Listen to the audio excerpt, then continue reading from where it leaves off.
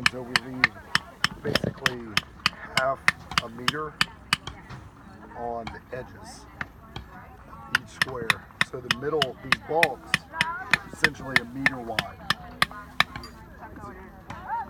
Here we go.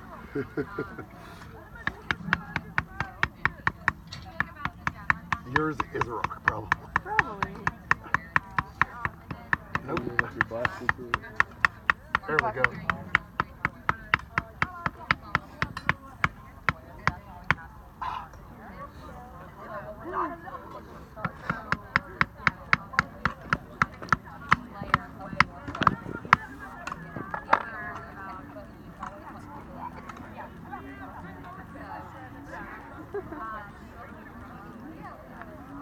There we go.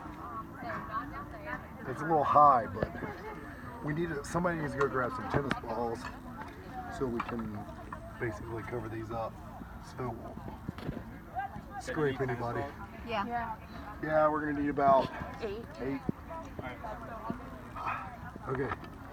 And I did something stupid.